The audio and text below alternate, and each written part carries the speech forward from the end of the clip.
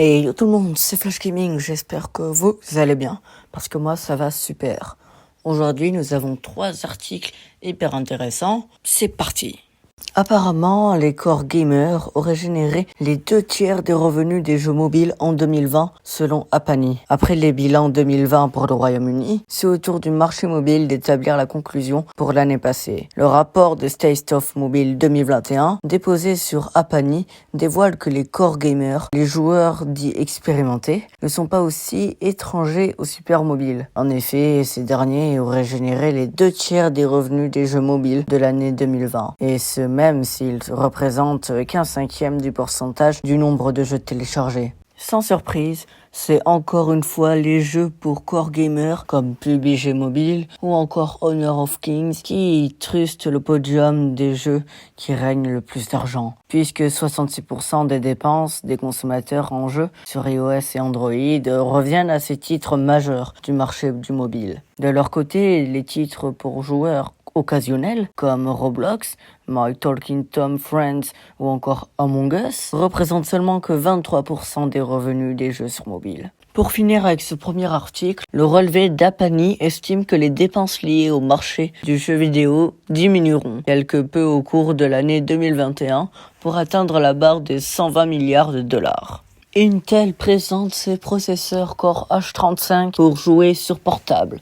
Bienvenue au H35, les nouveaux processeurs Intel Core de 11e génération prévus pour le marché de l'ordinateur portable et particulièrement pour les modèles dédiés aux joueurs. Ainsi, après Nvidia et AMD, Intel est le 3e fabricant de processeurs qui a accès à sa communication sur ces secteurs particulièrement porteurs. Prévu pour le premier semestre 2021, cette seconde vague de la 11e génération promet évidemment plus d'efficacité à tous les niveaux, plus de connaissances, moins de consommation et une meilleure enveloppe thermique pour limiter la place de leur refroidissement. Elle promet donc de toucher à tous les secteurs de l'ordinateur portable, de l'ultra portable pour pur PC, gamer, en passant par le modèle le plus poreutique, et d'offrir à chacun un niveau supérieur de capacité en jeu.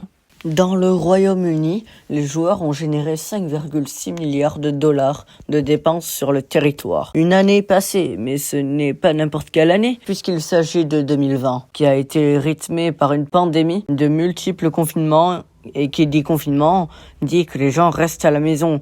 Conclusion, c'est année record pour l'industrie du jeu vidéo et cela se confirme pour la première fois avec les résultats des dépenses des joueurs britanniques. Sans surprise, donc les joueurs britanniques ont énormément dépensé dans le jeu vidéo au cours de cette année particulière. Ils ont donc battu tous les records, dépassant pour la première fois les 4 milliards de livres de dépenses dans le média du territoire, soit 4,2 milliards de livres, 5 milliards de dollars, ce qui représente une augmentation de 14,5% au rapport de l'année 2019. Au total, on apprend que 42,7 millions de jeux vidéo ont été vendus au cours de l'année 2020 au Royaume-Uni, avec en tête des ventes un certain FIFA 21 qui s'est écoulé avec plus de 2 millions d'exemplaires sur format physique et digitaux compris. Nous retrouvons à la seconde position le blockbuster vidéoludique d'Activision, à savoir Call of Duty Black Ops Cold War. Ce dernier a touché à pas moins de 1,4 million de joueurs sur le territoire. En 3e position, nous retrouvons l'indétrônable Grand Theft Auto 5 qui a été conquéri avec 1 million de joueurs supplémentaires. Donc les amis, j'espère que vous avez aimé la vidéo. Si c'est le cas, mettez un grand pouce bleu, abonnez-vous et je vous dis à plus.